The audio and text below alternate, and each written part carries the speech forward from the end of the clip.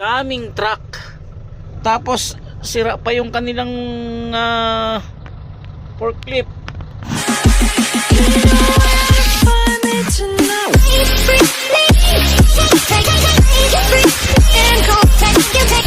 Hello mga ka-jive, welcome back sa ating channel. Nandito tayo ngayon sa Corimao. At nandito tayo sa warehouse ng semento ni boss. At magpipick up tayo ng 200 bags na semento. Kaya lang kanina pa tayo dito mga ka-jive, mga 20 or kalahating oras na, 20 minutes or kalahating oras ang nakalilipas na. Ang problema ay ito, daming truck. Ang daming truck na magpipick up ng semento mga ka-jive. Ayan, eto pa, itong mga to. Ayan pa. So paano tayo makaka-pick up nito? Tapos sira pa yung kanilang forklift. Yung doon sa banda-banda ron, yung maliit. Pero itong malaki, okay to.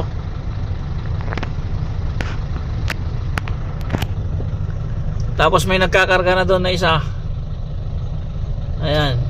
So ngayon pa lang magkakarga yung crossband na yan. Ayan. So yun yung problema natin mga ka-jive. So baka after lunch na tayo makakargahan nito, or sana before lunch matapos yung mga truck na yan. Ang dami. May karga na yung isa, may karga na doon, pero marami tayong sinundan. Isa tayo sa pinakahuli na dumating mga ka-jive, dahil nag-deliver pa ako. Yan, so hintayin natin mga ka-jive. Update tayo mga ka-jive. Marami pa ring truck. Dadalawa pa lang yung nakakargahan. Meron pang isa, dalawa, tatlo, apat, lima, pang-anim ako mga ka-jive. Grabe, ang dami. Yun mga ka-jive, at baka after lunch na tayo makakargahan nito. Wala tayong magagawa, marami talaga yung nakapila mga ka-jive. Marami kasi nasiraan sila ng forklift, wala silang pangkarga, kaya ganun yung nangyari. Ayan, pakarga na din yung isang ito. Or ayan, pakarga na nga kasi papasok na siya.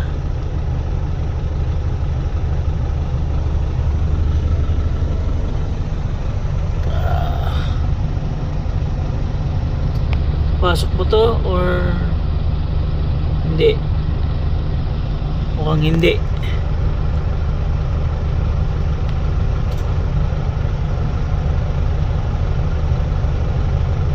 Yan, dalawa nang gumagana dun sa kabila mga ka-jive. Ayan o,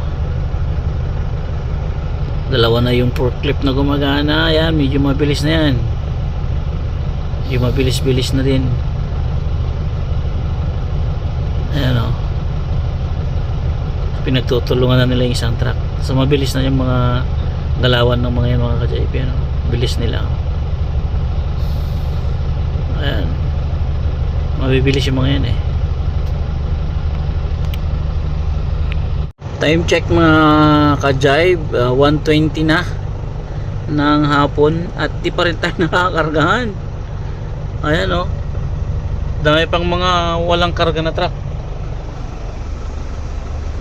Dalawang trailer dyan, mayroong dalawang forward dito, isang 10-wheeler nakasama natin yan. Tapos ako, mukhang hapon na yata tayo kakargahan mga ka-jive. Ayan, at hindi pa nga tayo nakakargahan, hapon na. Nakakain na tayo ng lunch, nakatulog na rin ako. hindi pa rin tayo nakakargahan. Sobrang dami ng truck na kakargahan nila.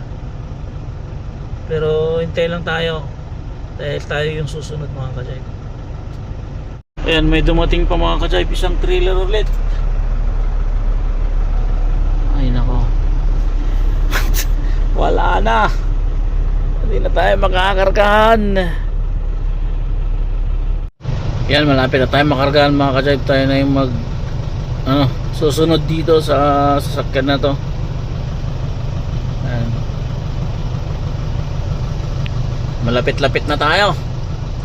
Lapit-lapit na tayo sa katotohanan. Yun mga ka-jive, nakadeliver na tayo ng semento, kaya lang siraan tayo. At ayan, naputol yung hose ng coolant, kaya pinutol na lang natin and then dinugtong natin at okay pa naman. So yun lang, sumabit kasi doon sa may kadena. So magawan naman natin ang paraan, order na lang tayo ng coolant. Ayan mga ka-jive, pauwi na tayo. Dito na tayo sa motor pool. Na-pick up na natin itong mga door jam. So hindi na tayo tumuloy doon sa pagbabakpil. Bukas na lang. Ayan, at babulkanize na rin natin to. Ayan papakabit natin bukas. So dito na lang mga ka-jive. Bye bye.